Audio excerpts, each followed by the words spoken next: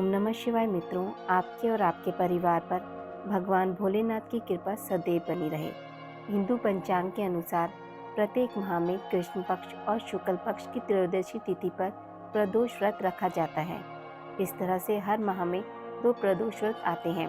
प्रदोष व्रत भगवान शिव को समर्पित है। प्रत्येक प्रदोष व्रत का नाम सप्ताह के दिन के अनुसार होता है और इसके फल की प्राप्ति भी उसी के अनुसार बढ़ जाती है।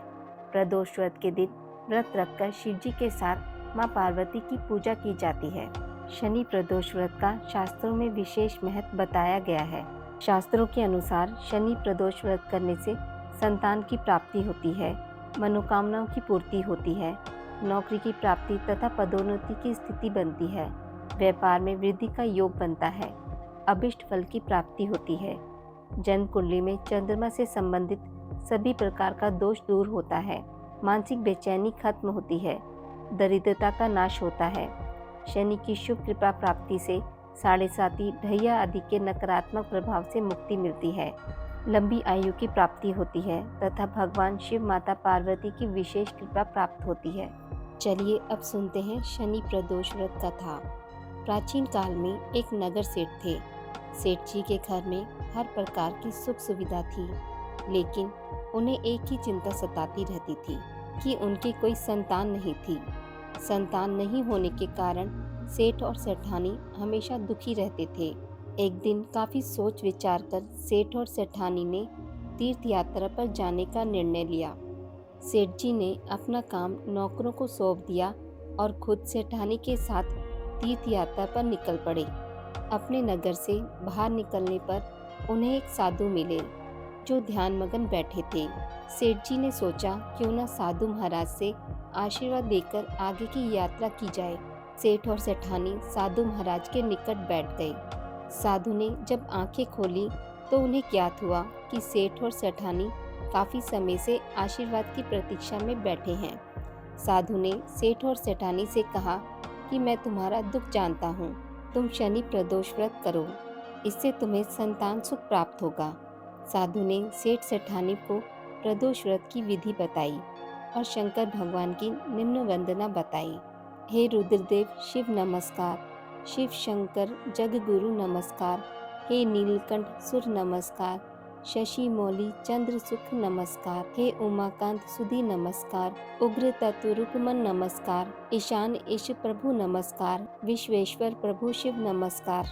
दोनों साधु से आशीर्वाद लेकर तीर्थ यात्रा के लिए आगे चल पड़े। तीर्थ यात्रा से घर लौटने के बाद सेठ और सेठानी ने मिलकर शनि प्रदोष का व्रत किया, जिसके प्रभाव से उनके घर एक सुंदर पुत्र का जन्म हुआ और खुशियों से उनका जीवन भर गया। बोलिए भगवान शिव शंकर भोलेनाथ की जय, बोलिए शनिदेव महाराज की जय। शनि प्रदोष के दिन शनिवार व्रत कथा अवश्य सुने। एक समय स्वर्गलोक में सबसे बड़ा कौन के प्रश्न पर 9 ग्रहों में वाद विवाद हो गया। विवाद इतना बढ़ गया कि परस्पर भयंकर युद्ध की स्थिति बन गई। निर्णय के लिए सभी देवता देवराज इंद्र के पास पहुँचे और बोले, हे देवराज, आपको निर्णय करना होगा कि हम में से सबसे बड़ा कौन है। देवताओं का प्रश्न सुनकर देवराज इंद्र उलझन में पड़ गए। इंद्र बोले, मैं इस प्रश्न का उत्तर देने में असमर्थ हूँ। हम सभी पृथ्वी लोक में उज्जैनी नगरी में राजा विक्रमादित्य के पास चलते हैं। देवराज इंद्र सहित सभी ग्रह देवता उज्जैनी नगरी में पहुँचे। महल में पहुंचकर जब देवताओं ने उनसे अपना प्रश्न पूछा तो राजा विक्रमादित्य भी कुछ देर के लिए परेशान हो उठे, क्योंकि सभी देवता अपनी अपनी शक्तियों के कारण महान थे। किसी को भी छोटा या बड़ा कह देने से उनके क्रोध के प्रकोप से भयंकर हानि पहुंच सकती थी। अचानक राजा विक्रमादित्य को एक उपाय सूझा और उन्होंने विभिन्न धातुओं स्वर्ण, रजत, कांसा, ताम्र, सीसा, रांगा, जस्ता, अभ्रक पर लोहे के 9 आसन बनवाए। धातुओं के गुणों के अनुसार सभी आसनों को एक दूसरे के पीछे रखकर उन्होंने देवताओं को अपने अपने सिंहासन पर बैठने को कहा। देवताओं के बैठने के बाद राजा विक्रमादित्य ने कहा, आपका निर्णय तो स्वयं हो गया। जो सबसे पहले सिंहासन पर विराजमान है वही सबसे बड़ा है। राजा विक्रमादित्य के निर्णय को सुनकर शनिदेव ने सबसे पीछे आसन पर बैठने के कारण अपने को छोटा जानकर क्रोधित होकर कहा, राजा विक्रमादित्य, तुमने मुझे सबसे पीछे बैठाकर मेरा अपमान किया है। तुम मेरी शक्तियों से परिचित नहीं हो। मैं तुम्हारा सर्वनाश कर दूंगा। शनि ने कहा, सूर्य एक राशि पर 1 महीने, चंद्रमा 2.25 महीने, मंगल 1.5 महीने, बुध और शुक्र 1 महीने, बृहस्पति 13 महीने रहते हैं, लेकिन मैं किसी राशि पर 7.5 वर्ष तक रहता हूँ। बड़े बड़े देवताओं को मैंने अपने प्रकोप से पीड़ित किया है। राम को 7.5 के कारण ही वन में जाकर रहना पड़ा और रावण को 7.5 के कारण ही युद्ध में मृत्यु का शिकार बनना पड़ा। राजा अब तो भी मेरे प्रकोप से नहीं बच सकेगा।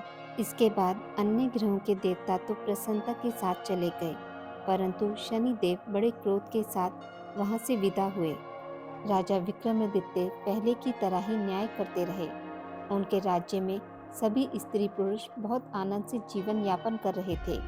कुछ दिन ऐसे ही बीत गए। उधर शनि देवता अपने अपमान को भूले नहीं थे।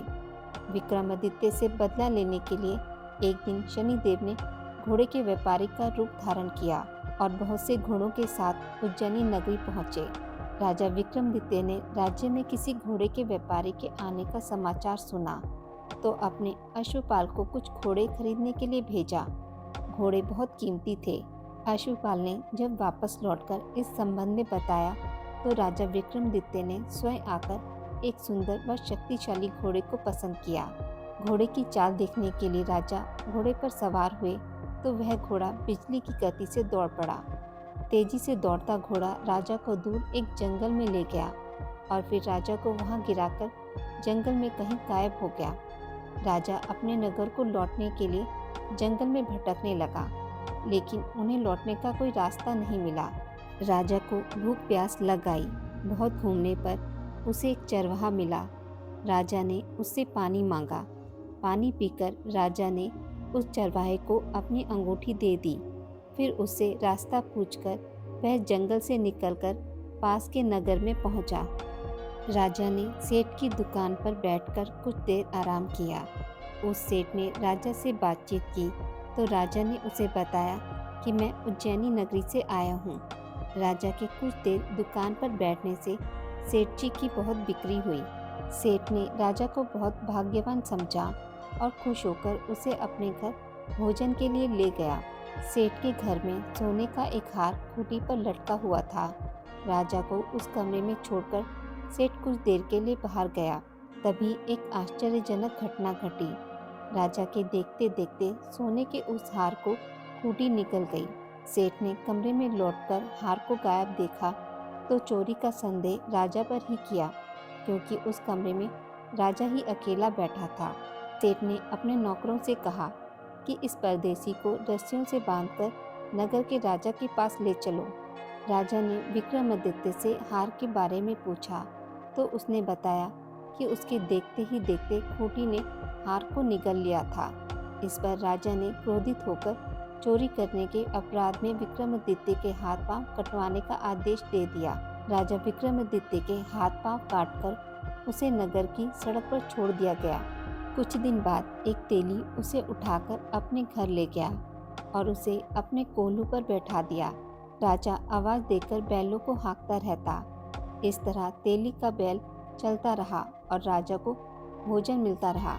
शनि के प्रकोप की 7.5 पूरे होने पर वर्षा ऋतु प्रारंभ हुई। एक रात राजा विक्रमादित्य मेघमल्हार गा रहा था कि तभी नगर के राजा की लड़की राजकुमारी मोहिनी रथ पर सवार उस तेली के घर के पास से गुजरी। उसने मेघमल्हार सुना तो उसे बहुत अच्छा लगा और दासी को भेजकर गाने वाले को बुला लेने को कहा। दासी ने लौटकर राजकुमारी को अपंग राजा के बारे में सब कुछ बता दिया।